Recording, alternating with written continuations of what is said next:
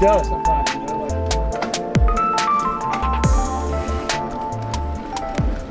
All right, guys. So we are back. We're on a new bike. This is the 2023 Fuel EXE. This is the 8 model. So this is the aluminum frame with the Fox 36 suspension and the SRAM transmission drivetrain. We're at Big Branch Bike Park, and we're just gonna let her rip. And I'm gonna tell you guys kind of my experience riding this bike over the last couple of months. So I bought this bike, this particular build out, probably a week after Trek dropped it. And before they dropped this model, I was actually looking at picking up the carbon fiber frame in the Baja Yellow. But once I really started comparing the specs, you know, for less money, yes, I'm giving up the carbon frame, but let's be honest, on an e-bike, that's not, you know, the weight savings isn't that important. And, you know, the weight difference between the aluminum frame and the carbon frame version are not that much. So, you know, the value wasn't there for the carbon fiber version, in my opinion. On top of that, for less money, you know, giving up the carbon fiber version, you do get the Fox 36 suspension, and you also get the SRAM transmission. So, you know, I felt like I was getting more bang for my buck in this build out than I was any of the other offerings from Trek. All right, so let's talk about range. That's probably what most people are interested in, the range on this bike. So for me, and this is going to vary different for every rider, but for me, I'm 155, 160 pounds. If I ride with this bike in the eco mode, just out riding with friends, I can get probably 60 trail miles out of this bike. If I'm, you know, switching back and forth between, you know, 2 and 3 on the punchy climbs, and or if I just want to rip it, then in those cases, I'm probably getting closer to 40 miles, which is still, again, for most people, 3-4 hours of riding. And there are a lot of times, if I really want to go conservative with it, there are a lot of times, like a place like Big Branch here, you know, the e-bike motor really isn't needed here. So there are times if I'm chilling with friends and I'm just trying to maximize range, I'll just run it with the motor off. And, you know, it doesn't feel that different than a long travel bike. Yes, you are carrying around a little bit more weight, but, you know, on trails like this where it's mostly flat rolling and you're pumping, you know, you're not penalized for that weight as much. All right, so now let's talk about the SRAM transmission. So that was one of the big selling points for going with this particular build out, was the SRAM transmission. All of my other bikes have the Axis electronic shifting, so I knew I didn't want to go back to mechanical. And, you know, I'd watched all the reviews, you know, about the SRAM transmission, and yes, a lot of what people say is true. It is at low speeds very clunky. Sometimes when you shift, it doesn't even shift right away. So, you know, it waits for that optimal moment in the cassette to actually shift gears. However, it is something that you get used to. Little sandy here at Big Branch Bike Park. So, yes, it is clunky at low speed. However, it more than makes up for that, especially on an e-bike, something like this, where there's a lot of times where you're cranking and downshifting on a climb and you're putting tons of power through the drivetrain. Especially, you know, when you're downshifting and putting a ton of power through the drivetrain, it shifts better under load than it does just kind of cruising around.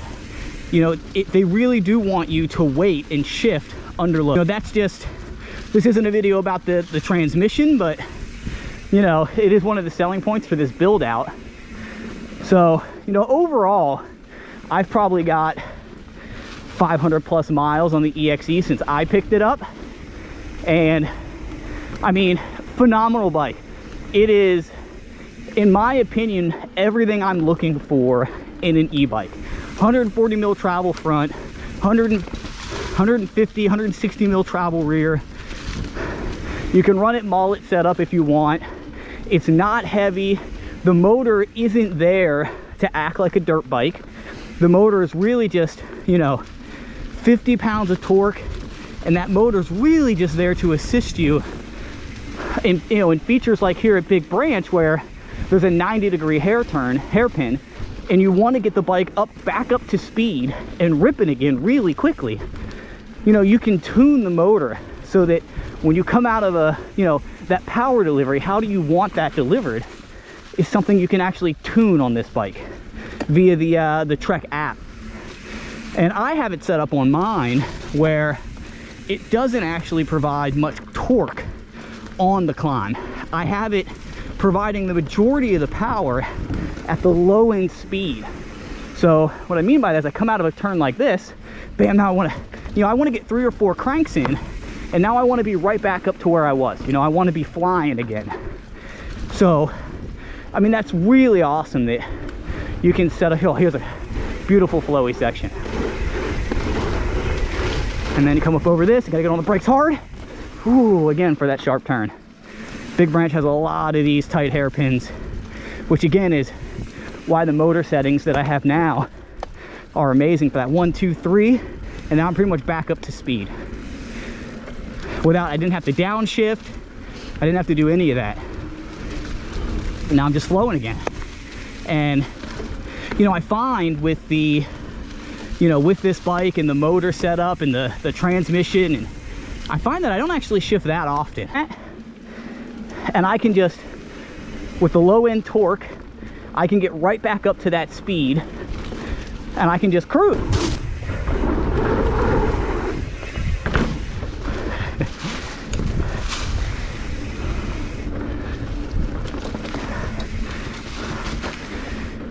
All right, now let's talk about the weight a little bit. And one of the reasons why I love e-bikes, I feel like the weight, the added weight allows the bike to feel so stable on jumps, across rough terrain, especially if you're running the Fox 36 suspension and it's set up properly for your weight and your, you know, the rebound and everything. I mean, it is just amazing. It's like riding on a cushion of air. The bike is so stable. You rarely, you know, hit a rock or hit a branch where it, you know, hits the bike and, you know, makes you feel unstable, because the bike is so light that it can just get knocked around on the trail so easy. This thing is, you know, the weight makes it so stable. So you can just pick that line choice, you know, and it's so forgiving. And then on flowy trails like this, I feel like, you know, that weight just allows it to just flow so smoothly.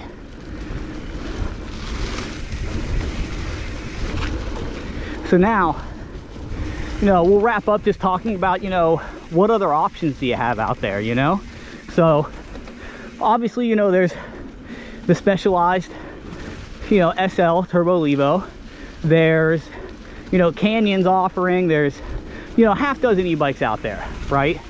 But I think that few of those brands offer the, you know, the hospitality, the warranty, the customer service, the bang for the buck that I think you get with Trek, right?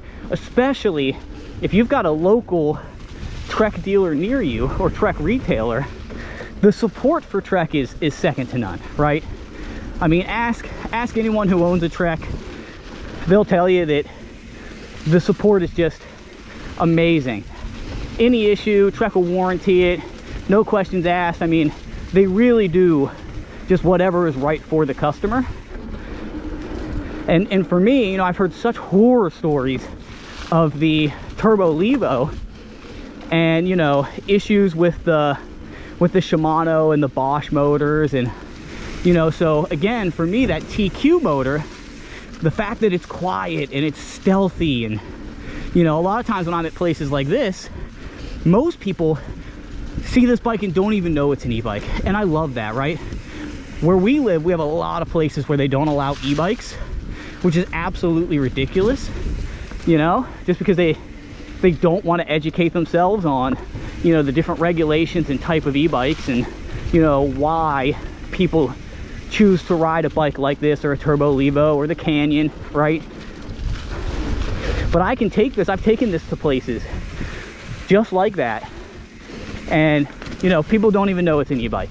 And I've ridden the whole day, no one said anything, you know, most likely because they didn't know, and probably some people because, you know, they knew it was an e-bike, but they don't care. Like, they understand that the law is ridiculous.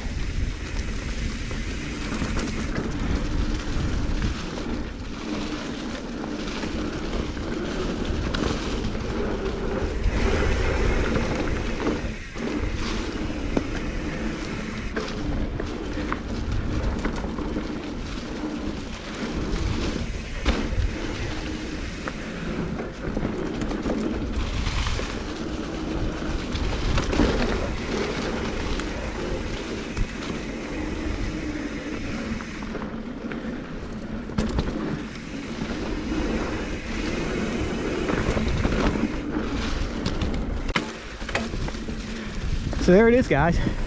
That's my review of the Fuel EXE, a little wall ride to end it out. I mean, just what an amazing bike. For the money, worth every penny. If I were going to buy an e-bike right now with what's on the market, this is what I would buy. Fuel EXE in the 8 trim level with the Fox 36 in the SRAM transmission. And there we are. I want to thank everyone for watching, and hopefully you found this review of the Fuel EXE helpful. Again, what an amazing bike.